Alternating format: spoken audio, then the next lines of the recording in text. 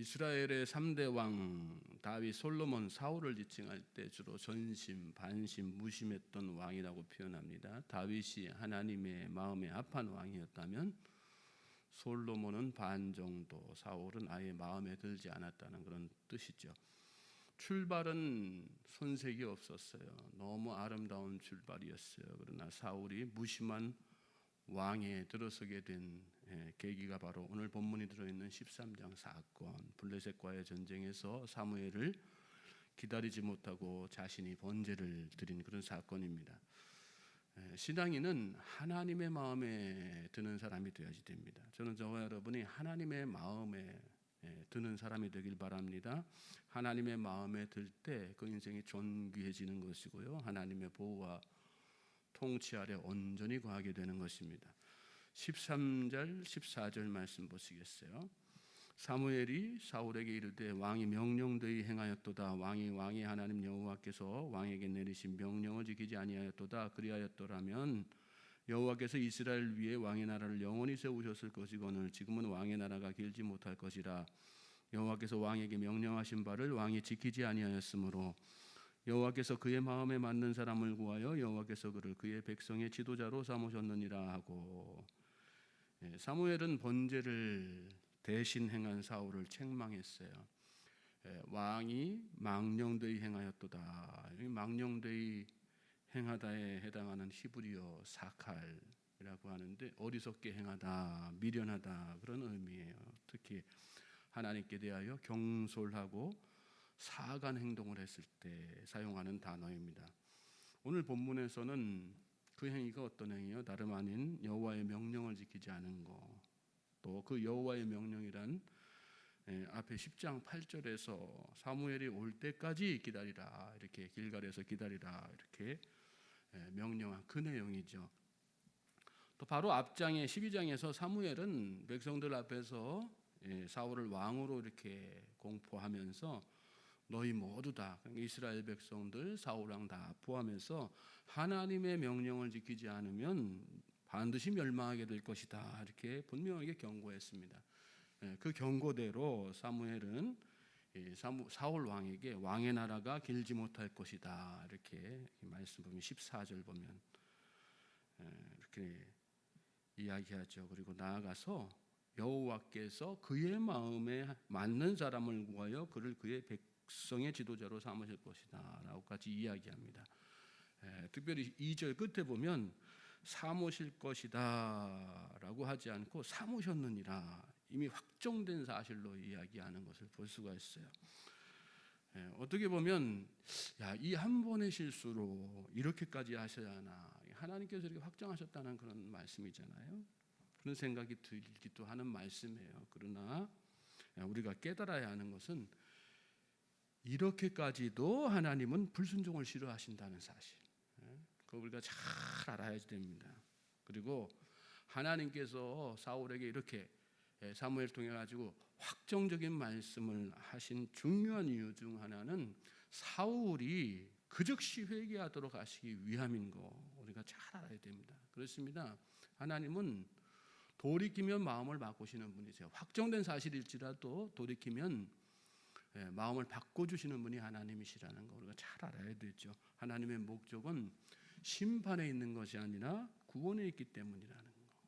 우리 신앙생활이 그래서 늘 하나님 앞에 실수하고 잘못하면 그 즉시 회개하는 거가 참 중요한 거예요. 원칙은 순종에 있는 거야죠. 순종에 있어야 되죠.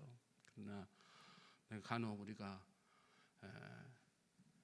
의도치 않게 또 예기치 않게 혹은 우리가 연약해서 하나님의 말씀에 불순종할지라도 우리는 하나님 앞에 그 즉시 돌이키고 회개해야지 되는 것입니다. 그러면 하나님께서 우리에게 심판이, 진노가 이렇게 내려진 것이 확정되었을지라도 돌이켜 주시는 거예요. 그분이 하나님이세요. 하나님은 자비로우신 분이시고 은혜로우신 분이시고, 저는 저와 여러분이 그 하나님의 마음, 그 하나님의 사랑을 잘 깨닫게 되시길 바랍니다. 하나님의 마음에 맞는 사람은, 분명한 거는 하나님의 마음에 맞는 사람은 말씀에 순종하는 사람이라는 거예요. 돌이켜 회개하는 거 하나님의 은혜지만 그 전에 우리는 하나님의 말씀에 어떻게든 순종하는 그 삶을 살아내야 된다는 거. 하나님의 뜻을 따르지 않고 하나님의 말씀에 순종하지 않으면서 겉으로 드러나는 어떤 종교적 행위에 집착하는 거, 그거는 하나님 보시기에 죄입니다. 순종이 제사보다 낫고 불순종은 점치는 죄와 같다. 점치는 죄와 똑같다. 여러분 점치는 점집에 가보셨어요? 점집 근처에도 막 지나가기 싫잖아요. 저는 뭐 이렇게 동네 주변에 어디 점집 써 있고 무당집 써 있으면 그 곁에 가까이 가는 것도 막 찝찝할 때가 많거든요. 우리 신앙인들이 갖는 그런 생각들 아니겠어요? 왜? 그만큼 그게 사악한 죄라는 거 아니까, 점치는 죄가. 근데 하나님 뭐라고 말씀하세요? 불순종은 그런 점치는 죄와 똑같다, 그렇게 말씀하셨어요. 그러니까 우리 신앙인들은 철저하게 하나님의 말씀을 순종하기 위해서 마음을 다해야지 될 줄로 믿습니다. 사무엘은 그렇죠. 지난 본문에서도 이렇게 살펴보았지만 사무엘이 늦었기 때문에 어쩔 수 없었다, 그런 항변했어요.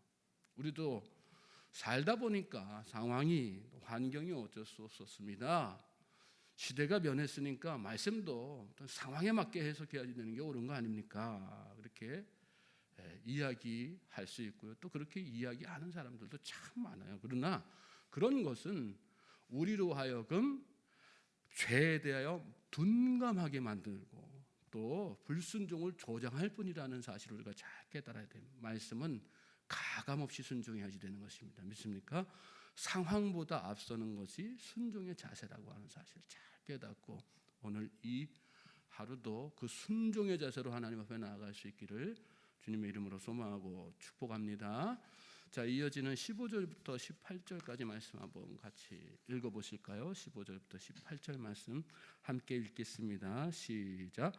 사무엘이 일어나 길갈에서 떠나 베냐민 기브아로 올라가니라. 사울이 자기와 함께한 백성의 수를 세어보니 600명가량이라.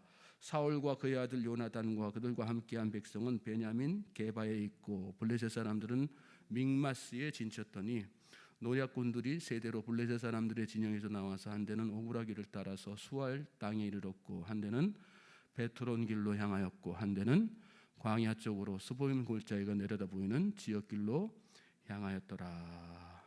사울을 책망한 사울이 기브아로 떠나죠. 그리고 남은 백성은 600명 정도밖에 안 돼요. 블레셋은 그런 어떤 이스라엘의 상황을 다 알았어요. 얼마나 열세인 상황인가 그걸 다 알고 북쪽 지파에서 내려오는 그 지원병을 차단하고 게릴라전을 일으키기 위해서 특공대를 세대로 나눠가지고 그렇게 침투를 시키죠. 이스라엘의 상황이 더 이렇게 막 불리해진 그런 상황을 말씀하는 거예요. 이런 상황 가운데 사울이 사무엘의 경고를 들었다면 그 즉시 하나님 앞에 돌이켜서 하나님의 도우심을 구해야 되는 거죠. 그런데 사울은 그렇게 하지 못해요. 우리가 살다 보면 상황이 점점 더 어려워지고 또 힘들어질 때가 있어요. 그럴 때 보면 우리의 눈이 어떤 때는 점점 더 영적으로 어두워지게 되죠. 진짜 우리에게 중요한 게 뭔지 깨닫지 못할 때가 참 많습니다. 우리의 상황이 어려울수록 우리가 바라봐야 될 것은, 다 바라봐야 될 분은 하나님이세요. 믿습니까? 그리고 그 하나님의 말씀에 더욱더 순종하며 나아가는 거. 시대가 그렇게 우리 뭐 어수선하다, 요새 특히 그런 얘기들 많이 하잖아요. 이 시대가 정말 너무나도 혼란스럽고, 그럴수록 우리 신앙인들에게 요구되는 것은 뭐예요? 그런 어두운 세상 가운데, 혼란스러운 세상, 혼탁한 세상 가운데에서 진짜 하나님이 기뻐하시는 순종의 사람이 되는 거, 말씀을 지켜 가는 사람이 되는 거, 그게 참 중요하다는 거. 우리가 말씀 통해서 다시 한번 우리 자신을 돌아보면서 하나님, 제가 바로 하나님이 찾으시는 그 한 사람이 되겠습니다 결단하며 기도하며 나아가는 이 새벽 되시길 바랍니다. 19절부터 23절 말씀 또 같이 보시겠어요? 시작. 그때 이스라엘 온 땅에 철공이 없었으니 이는 블레셋 사람들이 말하기를 히브리 사람이 칼이나 창을 만들까 두렵다 하였습니다. 온 이스라엘 사람들이 각기 보습이나 삽이나 도끼나 괭이를 멸이려면 블레셋 사람들에게로 내려갔었는데 곧 그들이 괭이나 삽이나 쇠사랑이나 도끼나 쇠채찍이 묻을 때에 그리하였으므로 싸우는 날에 사울과 요나단과 함께한 백성의 손에는 칼이나 창이 없고 오직 사울과 그의 아들 요나단에게만 있었더라. 블레셋 사람들의 부대가 나와서 믹마스 어귀에 이르렀더라. 이 말씀 보면 야, 이때 상황이 어떠했을까? 다 그냥 읽기만 해도 다 이렇게 이 상황이 다 예상이 되지 않습니까? 백성들의 손에는 칼이나 창이 하나도 없었어요. 전쟁을 하는데 상대방은 다 이렇게 무기를 다 갑옷까지 다 갖추고 마병까지 다 갖추고 엄청난 병력으로 다 이렇게 앞에 있는데 이스라엘 백성들은 수적으로도 열세죠. 뭐 갑옷이나 뭐 이런 거는 제대로 갖췄겠어요. 백성들의 손에 다 그냥 무뎌진 논 갈고 밭 갈고 막 이렇게 하다가 논은 아닐지라도 그러다가 다 무뎌진 농기구 칼 있는 사람은 오직 사울하고 요나단 두 사람만 칼을 갖고 있어요. 능력 자체가 이 시대에 뭐 어떤 싸울 능력 자체, 그다음에 무기를 만들 능력 자체도 없는 그런 상황이었어요. 그런 상황 가운데에서 전쟁을 당하는 이스라엘 백성들의 마음 상태는 어땠을까요? 오늘 우리의 삶의 현실도 마찬가지예요.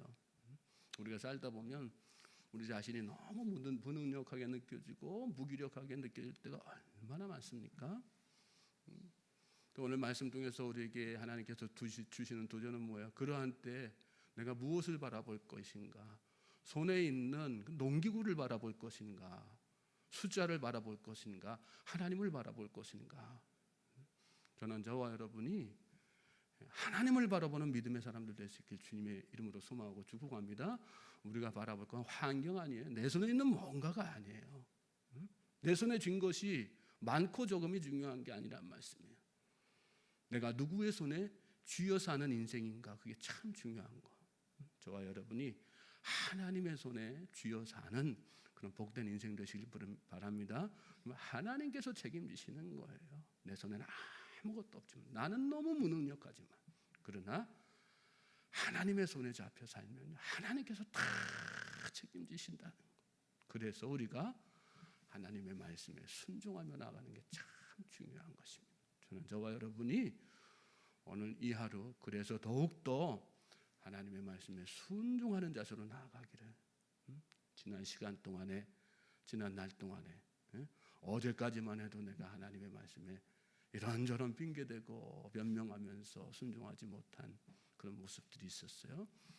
오늘로 다 끝냈어요. 오늘 하나님 앞에 다 회개하시고 동의하시고, 하나님 이제부터라도 제가 어떤 상황, 어떤 환경에 있든 하나님의 말씀에 전적으로 순종하면서 나아가겠습니다. 기도하고 결단하고 그 마음 하나님 앞에 올려드릴 때 하나님께서 여러분을 정말 마음에 든다, 넌 진짜 내 마음에 합한 사람이다 칭찬하실 것입니다. 그리고 여러분의 인생을 복된 길로 인도하실 것입니다. 오늘이 그런 복된 날 되기를 다시 한번 주님의 이름으로